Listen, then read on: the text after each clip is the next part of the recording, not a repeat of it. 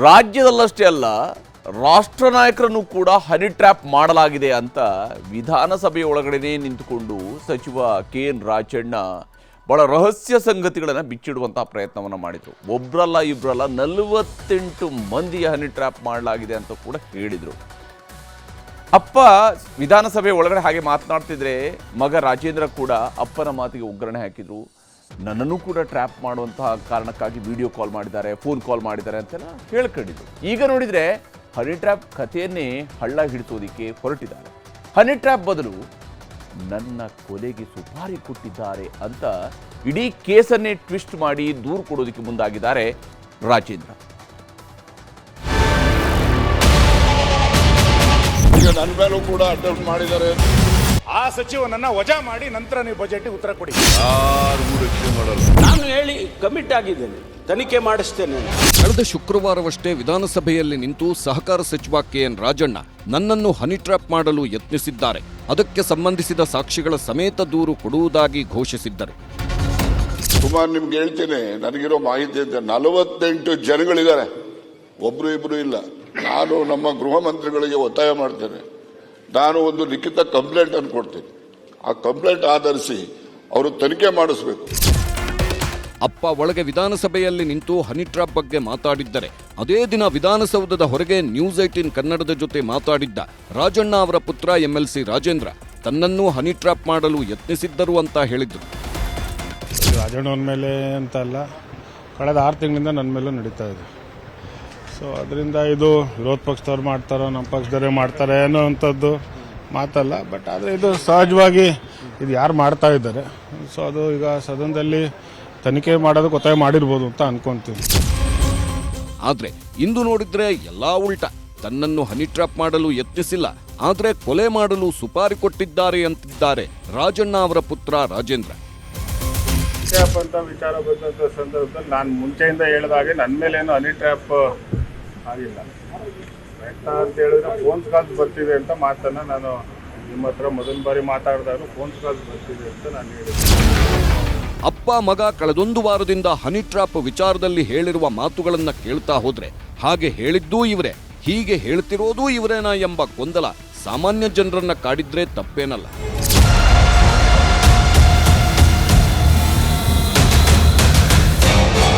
ರಾಜಣ್ಣವನ ಮೇಲೆ ಅಂತ ಅಲ್ಲ, ಕಳೆದ 6 ತಿಂಗಳಿಂದ ನನ್ನ ಮೇಲೂ ನಡೀತಾ ಇದೆ.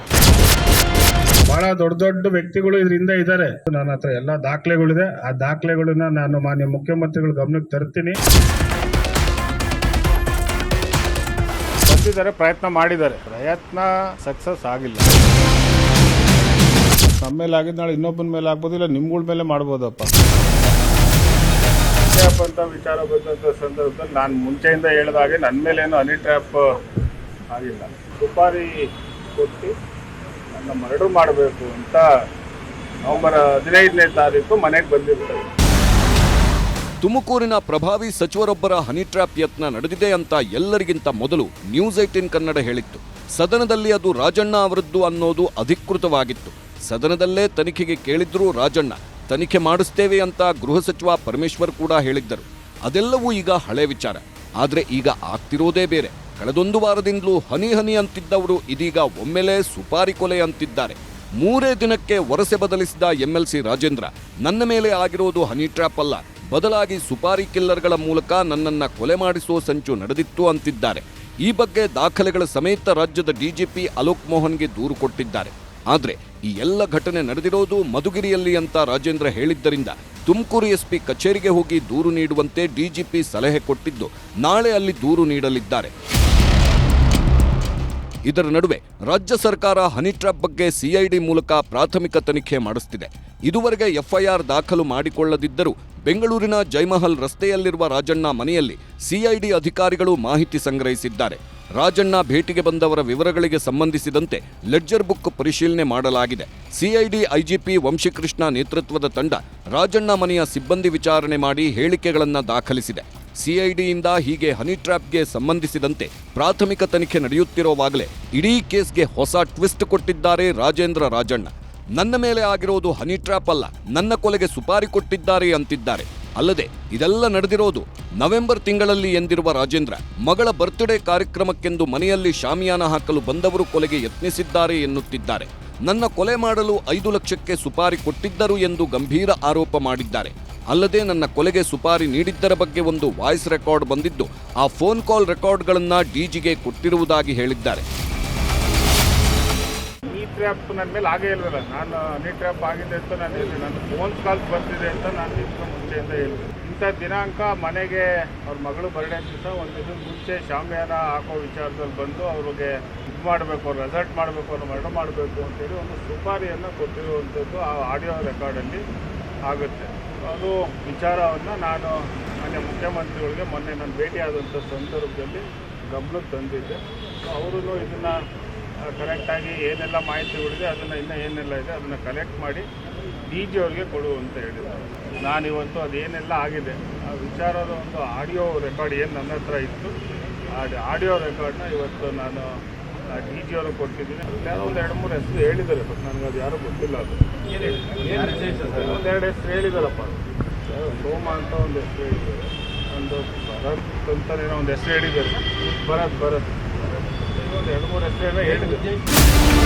ಇಷ್ಟು ದಿನ ಹನಿ ಟ್ರ್ಯಾಪ್ ಅಂತಿದ್ದ ರಾಜಣ್ಣ ಒಮ್ಮೆಲೆ ಸುಪಾರಿ ಕಿಲ್ಲರ್ ಕಥೆ ಹೇಳಿದ್ದರ ಹಿಂದಿನ ರಹಸ್ಯಗಳೇನು ಎಂಬ ಕೌತುಕವೂ ಮೂಡಿದೆ.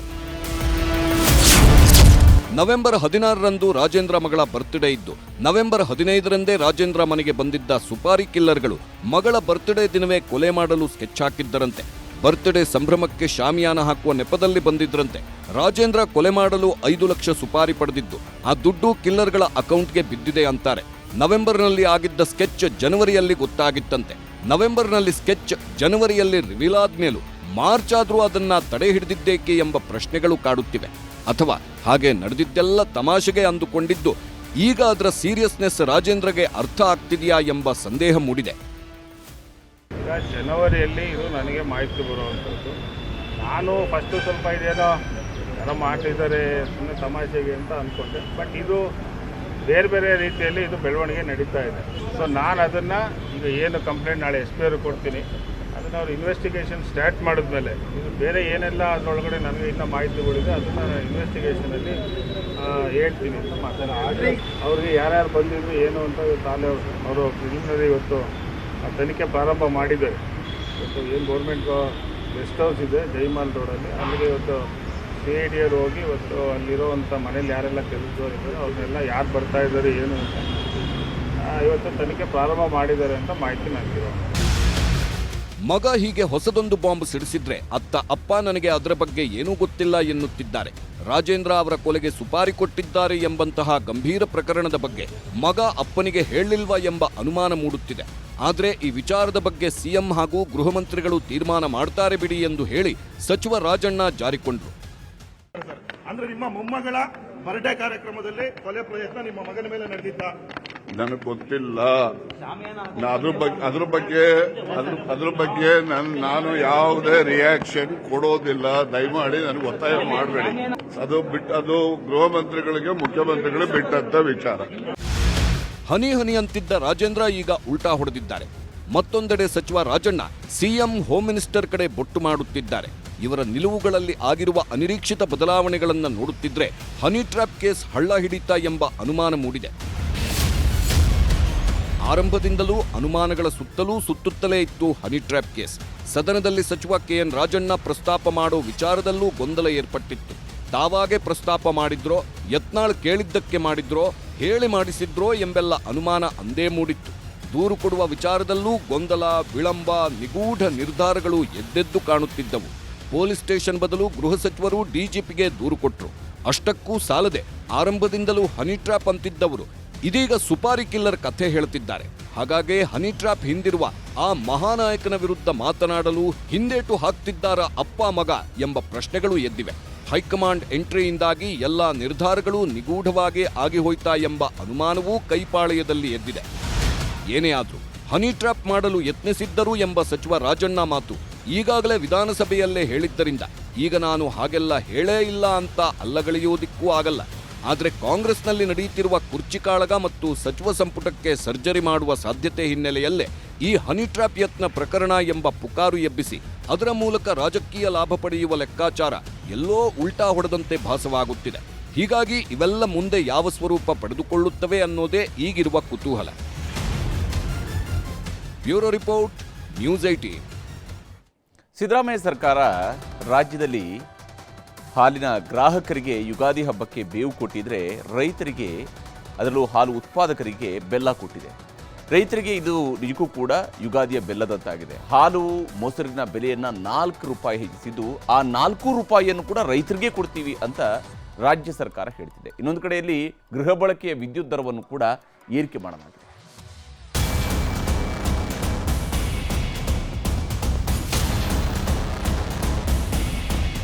ಮೆಟ್ರೋ ಟಿಕೆಟ್ ದರ ಏರಿಕೆ ಮಾಡಿದ್ದಾಯಿತು. ಬಸ್ ಟಿಕೆಟ್ ದರ 3 ರಿಂದ 10 ರೂಪಾಯಿ ಏರಿಸಿದ್ದಾಯಿತು. ಮುದ್ರಾಂಕ ಶುಲ್ಕ ಏರಿಸಿದ್ರು. ಪೆಟ್ರೋಲ್ ಡೀಸೆಲ್ ಲೀಟರ್ಗೆ 2 ರೂಪಾಯಿ ಏರಿಕೆ ಮಾಡಿದ್ರು. ಆಸ್ತಿ ನೋಂದಣಿ ಶುಲ್ಕವನ್ನ ಲೆಕ್ಕಕ್ಕಿಲ್ಲದಂತೆ ಏರಿಸಿದ್ರು. ಈಗ ಸಿದ್ದರಾಮಯ್ಯ ನೇತೃತ್ವದ ಗ್ಯಾರಂಟಿ ಸರ್ಕಾರ ಮತ್ತೆ ಬೆಲೆ ಏರಿಕೆ ಮಾಡಿದೆ. ವಿಶ್ವವಸು ಸಂವತ್ಸರದ ಯುಗಾದಿ ಹಬ್ಬಕ್ಕೆ ಜನರಿಗೆ ಸರ್ಕಾರ ಡಬಲ್ ಶಾಕ್ ಕೊಟ್ಟಿದೆ. ನಂದಿನಿ ಹಾಲು, ನಂದಿನಿ ಮೊಸರಿನ ದರ ಏರಿಕೆ ಮಾಡಿ ಜನರಿಗೆ ಬರೆ ಹಾಕಿದೆ. ಮೊದಲು ನಂದಿನಿ ಹಾಲಿನ ದರ ಎಷ್ಟು ಏರಿಕೆಯಾಗಿದೆ ಅಂತ ನೋಡೋಣ. ನೀಲಿ ಟೋಂಡ್ ಹಾಲು 43 ರೂಪಾಯಿ ಇತ್ತು. ಏಪ್ರಿಲ್ 1 ರಿಂದ 47 ರೂಪಾಯಿ ಆಗುತ್ತೆ. ಹಸಿರು ಪ್ಯಾಕೆಟ್ ಹಾಲು 46 ರೂಪಾಯಿ ಇತ್ತು. ಏಪ್ರಿಲ್ 1 ರಿಂದ 50 ರೂಪಾಯಿ ಆಗಲಿದೆ. ಆರೆಂಜ್ ಪ್ಯಾಕೆಟ್ 48 ರೂಪಾಯಿ ಇತ್ತು. ಇನ್ನು ಮುಂದೆ 52 ರೂಪಾಯಿ ಆಗಲಿದೆ. ಆರೆಂಜ್ ಸ್ಪೆಷಲ್ 50 ರೂಪಾಯಿ ಇತ್ತು. 54 ರೂಪಾಯಿ ತಲುಪಿದೆ. ಶುಭಂ ಟೋಂಡ್ 51 ಬದಲು 55 ರೂಪಾಯಿ ಆದರೆ ಸಮೃದ್ಧಿ ಹಾಲು 53 ರಿಂದ 57 ರೂಪಾಯಿ ಆಗ್ತಿದೆ. ಸಂತೃಪ್ತಿ ಹಾಲು 57 ರಿಂದ 61 ರೂಪಾಯಿ ಆಗಲಿದೆ. ಇನ್ನು ಮೊಸರು 1 ಕೆಜಿಗೆ 50 ರೂಪಾಯಿ ಇತ್ತು. ಇನ್ನು ಮುಂದೆ ಮೊಸರು 54 ರೂಪಾಯಿ ಆಗಲಿದೆ. ಗ್ರಾಹಕರಿಗೆ ಬೆಲೆ ಏರಿಕೆ ಬರೆ ಹಾಕಿದೆ ಸರ್ಕಾರ ನಿಜ.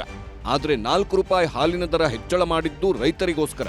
ದರ ಏರಿಕೆಯ ಅಷ್ಟೂ ಹಣನೂ ರೈತರಿಗೆ ಕೊಡ್ತೀವಿ ಅಂತ ಪಶುಸಂಗೋಪನಾ ಸಚಿವ ವೆಂಕಟೇಶ್ ಹೇಳಿದ್ರೆ, ರೈತರಿಗೆ ನಿರ್ವಹಣೆ ವೆಚ್ಚ ತಗ್ಗಿಸಲು ಬೆಲೆ ಏರಿಕೆ ಮಾಡಿದ್ದು ಅಂತಾರೆ ಸಹಕಾರ ಸಚಿವ ರಾಜಣ್ಣ. 1 ಲೀಟರ್ ಹಾಲಿಗೆ 4 ರೂಪಾಯಿ ಜಾಸ್ತಿ ಮಾಡಬೇಕು ಅಂತೇಳಿ, ಆ 4 ರೂಪಾಯಿ ರೈತರಿಗೆ ರವಾನೆ ಮಾಡಬೇಕು ಅಂತೇಳಿ ತೀರ್ಮಾನ ಮಾಡಿ, ಸಂಪೂರ್ಣವಾಗಿ 4 ರೂಪಾಯಿ ರೈತರಿಗೆ ಕೊಡಬೇಕು ಅಂತೇಳಿ ತೀರ್ಮಾನ ಮಾಡಿದೆ. ಅದರಿಂದ ಇದು ಏಪ್ರಿಲ್ 1ನೇ ತಾರೀಕಿಂದ ಎಫೆಕ್ಟಿವ್ ಬರುತ್ತೆ. ಏಪ್ರಿಲ್ 1ರಿಂದ 4 ರೂಪಾಯಿ ದರ ಜಾಸ್ತಿ ಮಾಡಿರ್ತಕ್ಕಂಥ ಏಪ್ರಿಲ್ 1ರಿಂದ ಜಾರಿ ಆಗುತ್ತೆ. ಗ್ರಾಹಕರಿಗೂ ಕೂಡ ನಾವು ಸ್ವಲ್ಪ ಅನಾನುಕೂಲ ಆಗುತ್ತೆ ಅಂತಕ್ಕಂಥದ್ದನ್ನು ಒಪ್ತೇನೆ. ಆದರೂ ಕೂಡ ನಾವು ಏನು 4 ರೂಪಾಯಿಯನ್ನು ಹೆಚ್ಚಿದ್ದೇವೆ, ಹೆಚ್ಚಿಸಿರ್ತಕ್ಕಂಥ ಹಣ ಪೂರ್ಣವಾಗಿ ರೈತರಿಗೆ ಇದನ್ನ ನಾವು ತಲುಪಿಸ್ತಕ್ಕಂಥ ಹಿನ್ನೆಲೆಯಲ್ಲಿ ಅವರೆಲ್ಲರೂ ಕೂಡ ಸಹಕಾರ ಕೊಡಬೇಕು ಗ್ರಾಹಕರು ಅಂತಕ್ಕಂಥ ಮನವಿನೂ ಕೂಡ ಈ ಸಂದರ್ಭದಲ್ಲಿ ಮಾಡಲಿಕ್ಕೆ ಬಯಸ್ತೇನೆ. ರಾಜ್ಯದಲ್ಲಿ ಸರ್ಕಾರದ ಮಂತ್ರಿಗಳು ನಂದಿನಿ ಹಾಲಿನ ದರ ಏರಿಕೆ ಮಾಡಿ ಎಲ್ಲ ಹಣವನ್ನ ರೈತರಿಗೆ ಕೊಡ್ತೀವಿ ಅಂತಿದ್ದಾರೆ.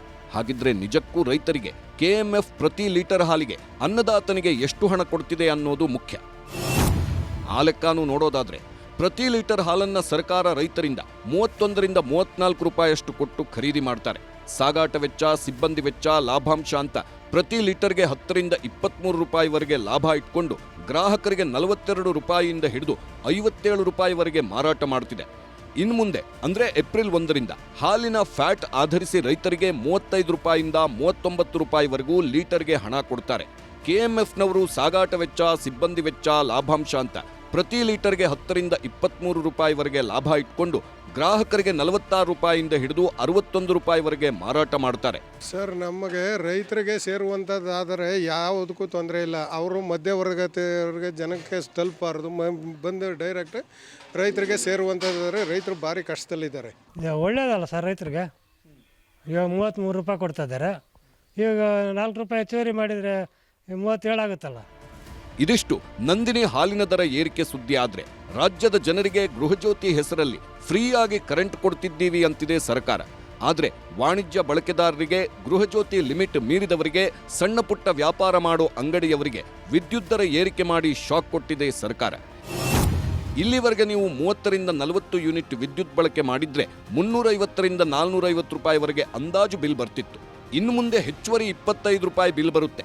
41 ರಿಂದ 50 ಯೂನಿಟ್ ಬಳಸ್ತಿದ್ರೆ 450 ರಿಂದ 550 ರೂಪಾಯಿವರೆಗೆ ಬಿಲ್ ಬರ್ತಿತ್ತು. ಇನ್ನು ಮುಂದೆ ಅಂದಾಜು 25 ರೂಪಾಯಿ ಹೆಚ್ಚುವರಿ ಬಿಲ್ ಕಟ್ಟಬೇಕು. ಇನ್ನು 51 ಯೂನಿಟ್ನಿಂದ 100 ಯೂನಿಟ್ವರೆಗೆ 600 ರಿಂದ 800 ರೂಪಾಯಿವರೆಗೆ ಬಿಲ್ ಬರ್ತಿತ್ತು. ಇನ್ನು ಮುಂದೆ 650 ರಿಂದ 850 ರೂಪಾಯಿ ಬಿಲ್ ಬರುತ್ತೆ. ಸದ್ಯಕ್ಕೆ ಗೃಹಜ್ಯೋತಿಯಡಿ ಫ್ರೀ ವಿದ್ಯುತ್ ಲಾಭ ಪಡೆದಿದ್ದವರು ಹತ್ರತ್ರ 50ರಿಂದ 75 ರೂಪಾಯಿ ಬಿಲ್ ಕಟ್ಟಬೇಕಾಗುತ್ತೆ. ಒಟ್ನಲ್ಲಿ ರಾಜ್ಯದಲ್ಲಿ ಗ್ಯಾರಂಟಿ ಕಾಂಗ್ರೆಸ್ ಸರ್ಕಾರ ಅಧಿಕಾರಕ್ಕೆ ಬಂದಾಗಿಂದಲೂ ಒಂದಲ್ಲ ಒಂದು ಬೆಲೆ ಏರಿಕೆ ಮಾಡ್ತಿರೋದನ್ನ ಪ್ರತಿಪಕ್ಷದವರು ವಿರೋಧ ಮಾಡಬೇಕು. ಹಾಗಾಗಿ ಇವತ್ತು ಮಾಡಿದ್ದಾರೆ. ಆದ್ರೆ ಜನ ಮಾತ್ರ ಬೆಲೆ ಏರಿಕೆ ಆಗ್ತಿರೋದಕ್ಕೆ ಬೇಸರ ಹೊರಹಾಕಿದ್ರು. ರೈತರ ಹತ್ರ ಪಾಪ ಅವರೇನೋ ಇದು ಮಾಡ್ತಾರೆ, ಅವ್ರಿಗೇನೋ ಲಾಭ ಇಲ್ಲ. ಇವರು ಸರ್ಕಾರದಿಂದ ನಮಗೆ ಎಷ್ಟು ಬೆಲೆ ಮಾಡಿದ್ರೆ ಸರ್ಕಾರದವ್ರು ಕೊಡ್ಲಿ ಬಿಡಿ.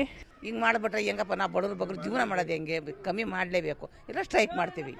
ಮುಂದೆ ಏರಿಸ್ಲಿಲ್ದಂಗೆ ಇದೇ ರೇಟ ಇಟ್ಟರೆ ಇನ್ನೂ ಚಲೋ ಆಗುತ್ತೆ. ಮತ್ತು ಹಂಗೆ ಏರ್ಸ್ಕೊಂತ ಹೋದ್ರೆ ಸರಿ ಅನ್ಸಲ್ಲ, ನಮಗೂ ತ್ರಾಸಾಗತ್ತೆ, ತುಂಬ ತೊಂದರೆ ಆಗುತ್ತೆ. ಸೊ ಈಗಾಗಲೇ ಏರಿದೆ, ಮತ್ತೆ ಏರಿಸಬಾರ್ದಂತ ನಾವು ರಿಕ್ವೆಸ್ಟ್ ಮಾಡ್ಕೊತೀವಿ ಗೌರ್ಮೆಂಟಿಗೆ. ಏನೇ ಹೇಳಿ, ಬಲಗೈನಲ್ಲಿ 5 ಗ್ಯಾರಂಟಿಗಳನ್ನ ಕೊಟ್ಟ ಸರ್ಕಾರ ಎಡಗೈನಲ್ಲಿ ಜನರಿಂದಲೇ ವಸೂಲಿ ಮಾಡ್ತಿದೆ ಅನ್ನೋದಕ್ಕೆ ಇದಕ್ಕಿಂತ ಉದಾಹರಣೆ ಮತ್ತೊಂದಿಲ್ಲ. Bureau report, news 18. ಭಾರತೀಯ ಜನತಾ ಪಾರ್ಟಿಯಿಂದ ಉಚ್ಚಾಟನೆಯಾದ ಬೆನ್ನಲ್ಲೇ ಯತ್ನಾಳ್ ಸಂಪೂರ್ಣವಾಗಿ ಸೈಲೆಂಟ್ ಆಗಿದ್ದಾರೆ. ಆದರೆ ಮತ್ತೊಂದು ಕಡೆಯಲ್ಲಿ ತಮ್ಮ ಪೋಸ್ಟ್ಗಳ ಮೂಲಕವಾಗಿ, ಸೋಷಿಯಲ್ ಮೀಡಿಯಾ ಪೋಸ್ಟ್ಗಳ ಮೂಲಕವಾಗಿ ನಾಯಕರ ವಿರುದ್ಧ ಗುಟುರು ಕೂಡ ಹಾಕ್ತಾ ಇದ್ದಾರೆ, ಕೌಂಟರ್ ಕೊಡ್ತಾ ಇದ್ದಾರೆ. ಯತ್ನಾಳ್ ಉಚ್ಚಾಟನೆಯಿಂದ ಕೆರಳಿರುವಂತಹ ಪಂಚಮಸಾಲಿ ಸಮುದಾಯದ ಸ್ವಾಮೀಜಿಯವರು, ಜಗದ್ಗುರುಗಳು ಮತ್ತು ಬೆಂಬಲಿಗರು ಹೋರಾಟಕ್ಕೂ ಕೂಡ ಸಜ್ಜಾಗ್ತಾ ಇದ್ದಾರೆ.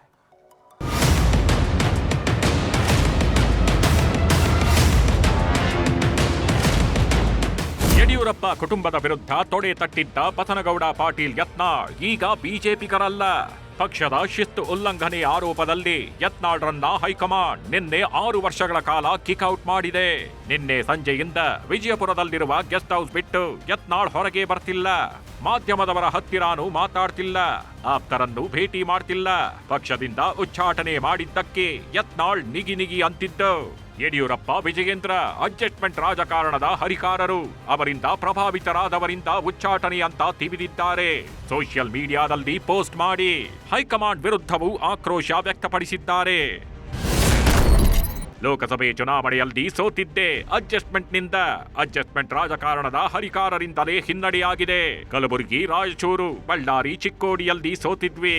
ಹೈಕಮಾಂಡ್ ನಾಯಕರು ಸೋಲಿನ ಪರಾಮರ್ಶೆ ಮಾಡಲಿಲ್ಲ. ಕಲ್ಯಾಣ ಕರ್ನಾಟಕದಲ್ಲಿ ಪಕ್ಷದ ಅವನತಿ ಆಗ್ತಿದೆ. ಬಿಜೆಪಿ ಈಗ ಕುಟುಂಬ ರಾಜಕಾರಣದಲ್ಲಿ ಮುಳುಗಿದೆ. ಪಕ್ಷದ ವಿರುದ್ಧ ಮಾತನಾಡಿದವರನ್ನ ಉಚ್ಚಾಟನೆ ಮಾಡಿಲ್ಲ. ಕಾಂಗ್ರೆಸ್ ಜೊತೆ ಇರೋ ಶಾಸಕರ ಉಚ್ಚಾಟನೆ ಮಾಡಿಲ್ಲ. ಉತ್ತರ ಕರ್ನಾಟಕ ಭಾಗದಲ್ಲಿ ಪಕ್ಷದ ಬಲವರ್ಧನೆಗೆ ಟೊಂಕ ಕಟ್ಟಿ ಕೆಲಸ ಮಾಡಿದ ನನ್ನಂಥವರಿಗೆ ಉಚ್ಚಾಟನೆ ಮಾಡುವುದು ಪಕ್ಷದ ದ್ವಂದ್ವ ನೀತಿಗಳಿಗೆ ಹಿಡಿದ ಕೈಗನ್ನಡಿ. ಭ್ರಷ್ಟಾಚಾರ, ಕುಟುಂಬ ರಾಜಕಾರಣಕ್ಕೆ ಕಡಿವಾಣ ಹಾಕಿ ಜನಪರ ಕಾಳಜಿ ಇರುವ ನಾಯಕರಿಗೆ ಅವಕಾಶ ನೀಡಬೇಕು. ನಮ್ಮ ವಕ್ಫ್ ಹೋರಾಟಕ್ಕೆ ಪ್ರಶಂಸೆ ಸಿಕ್ಕಿತ್ತು. Nation first, party next, self last ಎಂಬ ತತ್ವ ನನ್ನದು. ನನ್ನ ನೀತಿಯಲ್ಲಿ ಯಾವುದೇ ಬದಲಾವಣೆ ಇಲ್ಲ ಎಂದು ಹೈಕಮಾಂಡ್ ಮೇಲೆ ಯತ್ನಾಳ್ ಸಿಟ್ಟು ಹೊರಹಾಕಿದ್ದಾರೆ. ಯತ್ನಾಳ್ ಉಚ್ಚಾಟನೆ ಹಿಂದೆ ಯಡಿಯೂರಪ್ಪ, ವಿಜಯೇಂದ್ರ ಕುತಂತ್ರ ಆಗಿದೆಯಂತೆ. ಯತ್ನಾಳ್ ಸಸ್ಪೆಂಡ್ ಆದೇಶ ಹಿಂಪಡೆಯದಿದ್ರೆ ರಾಜ್ಯದಾದ್ಯಂತ ಪ್ರತಿಭಟನೆ ಮಾಡುವುದಾಗಿ ಜಯಮೃತ್ಯುಂಜಯ ಸ್ವಾಮೀಜಿ ಎಚ್ಚರಿಕೆ ನೀಡಿದ್ದಾರೆ. ಏಕಾಏಕಿ ನಮ್ಮ ಕರ್ನಾಟಕದೊಳಗಿರ್ತಕ್ಕಂಥ ಯಡಿಯೂರಪ್ಪನವರು ಮತ್ತು ವಿಜೇಂದ್ರ ಅವರ ಕುತಂತ್ರದ ಮೂಲಕವಾಗಿ ಅವರು ಉಚ್ಚಾಟನೆ ಮಾಡಿರ್ತಕ್ಕಂಥ ಕ್ರಮವನ್ನು ಇಡೀ ಪಂಚಮಸಾಲಿ ಸಮಾಜ ಇವತ್ತು ಒಕ್ಕೊರಲಿಂದ ನಾವು ಖಂಡಿಸ್ತೀವಿ. ಲಿಂಗಾಯತ ಸಮುದಾಯವನ್ನು ಕಡೆಗಣಿಸಿ ಕರ್ನಾಟಕದಲ್ಲಿ ಯಾವುದೇ ರಾಜಕೀಯ ಪಕ್ಷಗಳು ಸರ್ಕಾರ ಮಾಡಲಿಕ್ಕೆ ಸಾಧ್ಯವಿಲ್ಲ. ಪಕ್ಷ ನಮಗೆ ತಾಯಿ ಇದ್ದಂತೆ. ಕೇಂದ್ರದ ತೀರ್ಮಾನಕ್ಕೆ ನಾವು ಬದ್ಧ. ಭಾರತೀಯ ಜನತಾ ಪಾರ್ಟಿ ಅಶಿಸ್ತು ಎಂದೂ ಸಹಿಸಲ್ಲ ಅಂತ ಯತ್ನಾಳ್ ಉಚ್ಚಾಟನೆಯ ಹೈಕಮಾಂಡ್ ನಿರ್ಧಾರವನ್ನ ರಾಜ್ಯ ಬಿಜೆಪಿ ನಾಯಕರು ಸಮರ್ಥಿಸಿಕೊಂಡಿದ್ದಾರೆ. ಅಲ್ಟಿಮೇಟ್ ಕೇಂದ್ರದ ತೀರ್ಮಾನ ಏನಿದೆ ಅದಕ್ಕೆಲ್ಲ ನಾವು ತಲೆ ಬಾಗ್ತೀರಿ. ನಾವೆಲ್ಲ ಪಕ್ಷ ನಮಗೆ ತಾಯಿ ಇದ್ದಂಗೆ. ಕೇಂದ್ರದ ತೀರ್ಮಾನಕ್ಕೆ ನಾವೆಲ್ಲ ಬದ್ಧರಾಗಿದ್ದೀರಿ.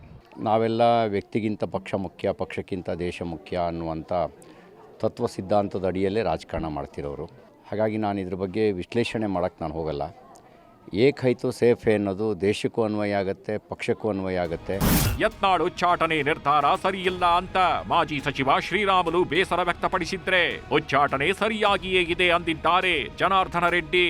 ಏನು ಪಕ್ಷ ಇವತ್ತು ಯತ್ನಾಳ್ ಅವ್ರನ್ನ ಏನು ಉಚ್ಚಾಟನೆ ಮಾಡಿದನೋ, ಬಹುಶಃ ದೇಶದಲ್ಲಿ ಅಗ್ರಗಣ್ಯ ನಾಯಕರಾದಂಥ ಸನ್ಮಾನ್ಯ ಅಮಿತ್ ಶಾ ಅವರು, ರಾಷ್ಟ್ರೀಯ ನಾಯಕರಾದಂಥ ಸನ್ಮಾನ್ಯ ನಮ್ಮ JP ನಡ್ಡಾ ಅವರು, ನಮ್ಮ ಪ್ರಧಾನಮಂತ್ರಿಗಳಂತ ನರೇಂದ್ರ ಮೋದಿಜಿಯವರು ಮರುಪರಿಶೀಲನೆ ಮಾಡಬೇಕೆಂದೇಳಿ ನಾನು ಒಂದು ರೀತಿ ಅವ್ರನ್ನ ವಿನಂತಿಯನ್ನು ಮಾಡ್ಕೊತೀನಿ. ಪಕ್ಷದ ಒಂದು ಕಟ್ಟುನಿಟ್ಟಲ್ಲಿ ಒಂದು ಕ್ರಮಶಿಕ್ಷಣ ರಹಿತವಾಗಿ ಅವರು ನಡ್ಕೊಂಡಿದ್ದಾರೆ ಅನ್ನೋ ಕಾರಣಕ್ಕೆ ಇವತ್ತು ಪಕ್ಷ ಅವರನ್ನು ಪೂರ್ತಿ ಪಕ್ಷದಿಂದ ಎಕ್ಸ್ಪೆಲ್ ಮಾಡಿರುವಂಥದ್ದು. ಸೊ ದ ಪಾರ್ಟಿ ಅವರಿಗೆ 2 ಬಾರಿ ಅವಕಾಶ ಕೊಟ್ಟಿದ್ದರು. ಬಟ್ ಆದರೂ ಕೂಡ ಇವತ್ತು ಪಾರ್ಟಿ ನಿರ್ಣಯನೇ ಅಂತಿಮ.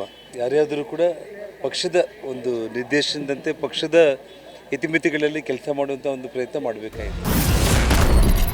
ಉಚ್ಚಾಟಿತ ಯತ್ನಾಳ್ ಬೆನ್ನಿಗೆ ನಿಂತ ರೆಬೆಲ್ಸ್. ಯತ್ನಾಳ್ ಉಚ್ಚಾಟನೆ ಆದೇಶ ವಾಪಸ್ ಪಡೆಯುವಂತೆ ರೆಬೆಲ್ಸ್ ನಾಯಕರು ಒತ್ತಡ ಹೇರುವ ಯತ್ನ ಮಾಡುತ್ತಿದ್ದಾರೆ. ಈ ಕುರಿತು ನಾಳೆ ಬೆಂಗಳೂರಿನಲ್ಲಿ ಯತ್ನಾಳ್ ನೇತೃತ್ವದಲ್ಲಿ ರೆಬೆಲ್ಸ್ ನಾಯಕರು ಸಭೆ ಸೇರ್ತಿದ್ದಾರೆ. ಎಲ್ಲಕ್ಕಿಂತ ದೊಡ್ಡ ಪಕ್ಷ ನಿರ್ಣಯ ತಗೊಂಡು ನೋಡೋಣ, ಯಾಕೆ ತಗೊಂತ ನೋಡ್ಕೊಂಡು ನಾವು ನಾಳೆ ಸಭೆ ಸೇರತ್ತು. ನಾಳೆ ನಮ್ಮ ಎಲ್ಲ ನಾಯಕರು ನಮ್ಮ ಕುಡ್ಕೊಂಡು ಚರ್ಚೆ ಮಾಡ್ಕೊಂಡು ಹೈಕಮಾಂಡ್ಗೆ ಶಿವಸಮಿತಿ ಅವ್ರು ಹೈಕಮಾಂಡ್ಗೆ ಯತ್ನಾಳ್ ಕಡೆ ಒಂದು ಲೆಟರ್ ಬರೆಸಿ ಇದು ಪುನರ್ ಪರಿಶೀಲನೆ ಮಾಡಿ ಇದನ್ನ ಉಚ್ಚಾರಣೆ ಹಿಂದೆ ಪಡಿಬೇಕಂತ ನಾವೆಲ್ಲರೂ ಕೂಡ ಮನವಿ ಮಾಡ್ಕೋತೀವಿ. ಹೈಕಮಾಂಡ್ ನೋಟಿಸ್ಗೆ ಉತ್ತರಿಸಿದ ಹೆಬ್ಬಾರ್. ಪಕ್ಷದ ಶಿಸ್ತು ಉಲ್ಲಂಘನೆ ಆರೋಪದಲ್ಲಿ ಯಲ್ಲಾಪುರ ಬಿಜೆಪಿ ಶಾಸಕ ಶಿವರಾಮ್ ಹೆಬ್ಬಾರ್ಗೆ ಹೈಕಮಾಂಡ್ ನೋಟಿಸ್ ನೀಡಿತ್ತು. ಈ ನೋಟಿಸ್ಗೆ ಹೆಬ್ಬಾರ್ ಉತ್ತರಿಸಿದ್ದಾರೆ. ನಾನು ಕಾಂಗ್ರೆಸ್ ಕಾರ್ಯಕ್ರಮದಲ್ಲಿ ಭಾಗಿಯಾಗಿಲ್ಲ, ಶಾಸಕನಾಗಿ ಸಚಿವರನ್ನ ಭೇಟಿಯಾಗಿದ್ದೇನೆ ಅಷ್ಟೇ. ಪಕ್ಷದ ಯಾವ ನಾಯಕರ ವಿರುದ್ಧವೂ ಮಾತನಾಡಿಲ್ಲ. ಪಕ್ಷದ ಕಾರ್ಯಕ್ರಮದಲ್ಲಿ ಭಾಗವಹಿಸದಿರಲು ಒಂದಷ್ಟು ಕಾರಣಗಳಿವೆ. ಆ ಬಗ್ಗೆ ಈ ಹಿಂದೆಯೇ ಕೇಂದ್ರ ನಾಯಕರಿಗೆ ತಿಳಿಸಿದ್ದೇನೆ. ಎಲ್ಲವೂ ಸರಿಯಾದ್ರೆ ಪಕ್ಷದ ಚಟುವಟಿಕೆಯಲ್ಲಿ ಸಕ್ರಿಯವಾಗ್ತೇನೆ ಎಂದು ಹೆಬ್ಬಾರ್ ಸ್ಪಷ್ಟನೆ ನೀಡಿದ್ದಾರೆ. ಬಸನಗೌಡ ಪಾಟೀಲ್ ಯತ್ನಾಳ್ರ ಉಚ್ಚಾಟನೆ ವಿಜಯೇಂದ್ರ ಬಣಕ್ಕೆ ಆನೆ ಬಲ ಬಂದಂತಾಗಿದ್ರೆ ಯತ್ನಾಳ್ ಬಣದವರನ್ನ ಮೌನಕ್ಕೆ ಶರಣಾಗುವಂತೆ ಮಾಡಿದೆ. ಇನ್ನು ಅನೇಕ ಯತ್ನಾಳ್ ಬೆಂಬಲಿಗರು ದಾರಿ ತೋರದೆ ಸುಮ್ಮನಾಗಿದ್ದಾರೆ. ಕೆಲವರು ಬಿಜೆಪಿ ಸದಸ್ಯತ್ವಕ್ಕೆ ರಾಜೀನಾಮೆ ಕೊಡ್ತಿದ್ರೆ ಇನ್ನು ಕೆಲವರು ಬಿಜೆಪಿ ಹೈಕಮಾಂಡ್ ವಿರುದ್ಧ ಯತ್ನಾಳ್ರನ್ನ ಬೆಂಬಲಿಸಿ ಪ್ರತಿಭಟನೆ ಮಾಡಿದ್ರು. Bureau report, news 18. ನ್ಯಾಯಮೂರ್ತಿ ನಾಗಮೋಹನ್ ದಾಸ್ ಸಮಿತಿ ಪರಿಶಿಷ್ಟ ಜಾತಿಗಳಿಗೆ ಒಳ ಮೀಸಲಾತಿ ನೀಡಬೇಕಾಗಿರೋಕ್ಕೆ ಸಂಬಂಧಪಟ್ಟಿರುವಂತಹ ವರದಿಯನ್ನು ರಾಜ್ಯ ಸರ್ಕಾರಕ್ಕೆ ಒಪ್ಪಿಸಿದೆ. ಸಮಿತಿ 4 ಪ್ರಮುಖ ಶಿಫಾರಸುಗಳನ್ನು ತನ್ನ ವರದಿಯಲ್ಲಿ ಮಾಡಿದೆ. ಹಾಗಾದರೆ ಆ ಶಿಫಾರಸುಗಳು ಏನೇನು? ಒಳ ಮೀಸಲಾತಿ ಯಾವಾಗ ಜಾರಿ ಮಾಡುವಂತಹ ಲೆಕ್ಕಾಚಾರ ರಾಜ್ಯ ಸರ್ಕಾರಕ್ಕಿದೆ ಅನ್ನೋದನ್ನು ನಿಮಗೆ ತೋರಿಸ್ತೀನಿ.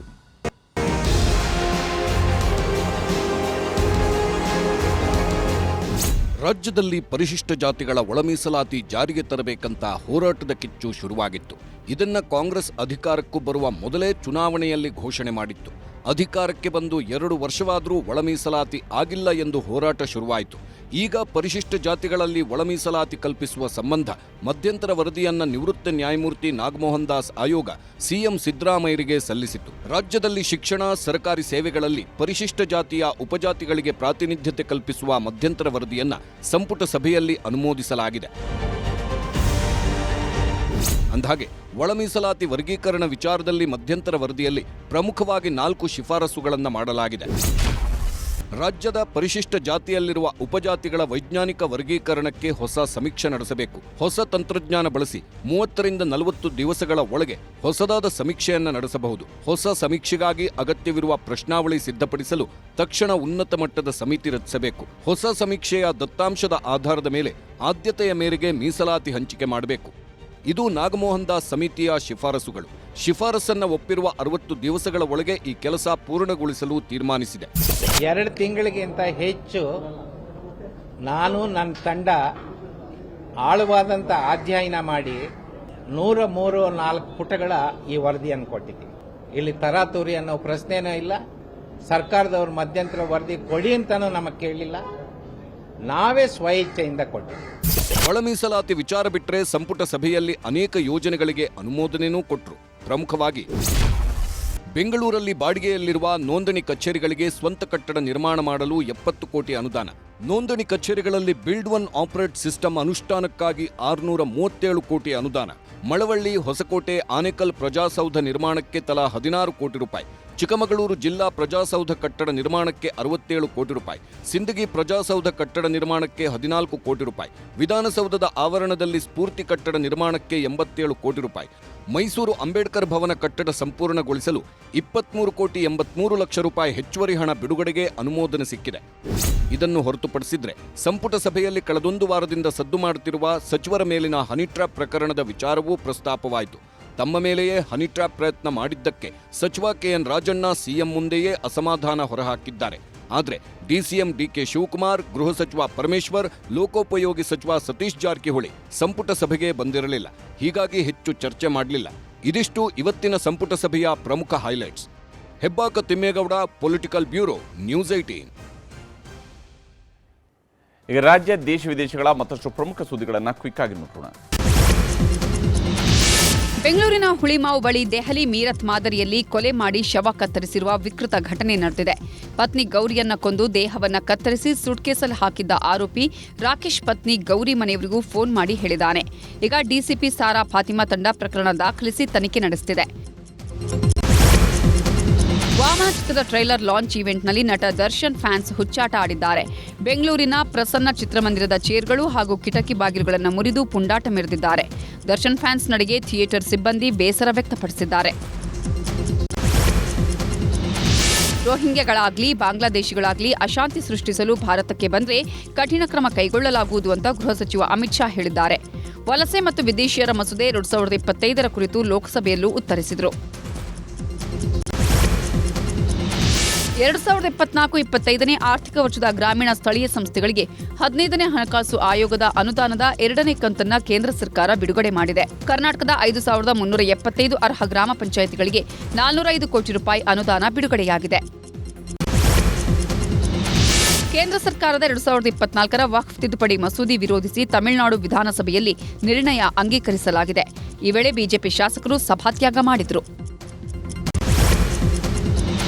ದೆಹಲಿ ಹೈಕೋರ್ಟ್ ನ್ಯಾಯಮೂರ್ತಿ ಯಶವಂತ್ ವರ್ಮಾ ಅವರ ಮನೆಯಲ್ಲಿ 15 ಕೋಟಿ ನಗದು ಪತ್ತೆಯಾದ ಪ್ರಕರಣದ ತನಿಖೆ ತೀವ್ರಗೊಂಡಿದೆ. ಹಣ ಪತ್ತೆ ಹಚ್ಚಿದ 8 ಜನ ಪೊಲೀಸ್ ಸಿಬ್ಬಂದಿ ಹಾಗೂ ಅಧಿಕಾರಿಗಳ ಫೋನ್ಗಳನ್ನು ತನಿಖಾಧಿಕಾರಿಗಳು ವಶಕ್ಕೆ ಪಡೆದಿದ್ದಾರೆ. ಕಲಾಪಕ್ಕೆ ಅಡ್ಡಿಪಡಿಸಿದ ಆರೋಪದಲ್ಲಿ ಒಡಿಶಾ ವಿಧಾನಸಭೆಯಿಂದ ಕಾಂಗ್ರೆಸ್ನ ಎಲ್ಲಾ 14 ಶಾಸಕರನ್ನ 7 ದಿನಗಳ ಕಾಲ ಅಮಾನತುಗೊಳಿಸಲಾಗಿದೆ. ಶಾಸಕರ ಅಮಾನತು ಖಂಡಿಸಿ ಕೈ ಕಾರ್ಯಕರ್ತರು ಭಾರೀ ಪ್ರತಿಭಟನೆ ಮಾಡಿದ್ದಾರೆ. ಬ್ಯಾರಿಕೇಡ್ ಮುರಿದು ಪೊಲೀಸರ ಮೇಲೆ ಕಲ್ಲು ತೂರಿ ಚೇರ್ ಮುರಿದಿದ್ದಾರೆ. ರಷ್ಯಾದ ಅಧ್ಯಕ್ಷ ವ್ಲಾಡಿಮಿರ್ ಪುಟಿನ್ ಶೀಘ್ರದಲ್ಲೇ ಸಾಯ್ತಾರೆ ಅಂತ ಉಕ್ರೇನ್ ಅಧ್ಯಕ್ಷ ಝೆಲೆನ್ಸ್ಕಿ ಹೇಳಿದ್ದಾರೆ. ಅವರು ಸತ್ತ ನಂತರ ಉಭಯ ದೇಶಗಳ ನಡುವಿನ ಯುದ್ಧ ಕೊನೆಗೊಳ್ಳುತ್ತೆ ಅಂದಿದ್ದಾರೆ. ವಿದೇಶಗಳಿಂದ ಅಮೆರಿಕಕ್ಕೆ ಆಮದಾಗುವ ಎಲ್ಲಾ ವಾಹನಗಳಿಗೂ 25% ಸುಂಕ ವಿಧಿಸುವುದಾಗಿ ಟ್ರಂಪ್ ಘೋಷಿಸಿದ್ದಾರೆ. ಕಾರುಗಳನ್ನು ಅಮೆರಿಕದಲ್ಲೇ ನಿರ್ಮಿಸಿದರೆ ಯಾವುದೇ ರೀತಿಯ ಸುಂಕ ಇರಲ್ಲ. ಏಪ್ರಿಲ್ 2ರಿಂದ ಹೊಸ ಸುಂಕ ನೀತಿ ಜಾರಿಯಾಗಲಿದೆ. ಭಾರತಕ್ಕೆ ಭೇಟಿ ನೀಡುವಂತೆ ಪ್ರಧಾನಿ ಮೋದಿಯವರ ಆಹ್ವಾನವನ್ನು ರಷ್ಯಾ ಅಧ್ಯಕ್ಷ ವ್ಲಾಡಿಮಿರ್ ಪುಟಿನ್ ಒಪ್ಪಿದ್ದಾರೆ. ಪುಟಿನ್ ಭಾರತಕ್ಕೆ ಭೇಟಿ ನೀಡಲು ಸಿದ್ಧತೆ ಆಗ್ತಿದೆ ಅಂತ ರಷ್ಯಾ ವಿದೇಶಾಂಗ ಇಲಾಖೆ ಹೇಳಿದೆ. ಆದರೆ ಯಾವಾಗ ಅಂತ ಬಹಿರಂಗ ಆಗಿಲ್ಲ. ಇದಾಗಿತ್ತು ಇವತ್ತಿನ ಸೂಪರ್ ಪ್ರೈಮ್ 9. ಈಗ ಒಳನೋಟ ವಿಶೇಷ ಕಾರ್ಯಕ್ರಮ ಪ್ರಸಾರವಾಗುತ್ತೆ. ನೋಡ್ತಾ ಇರಿ ನ್ಯೂಸ್ 18 ಕನ್ನಡ.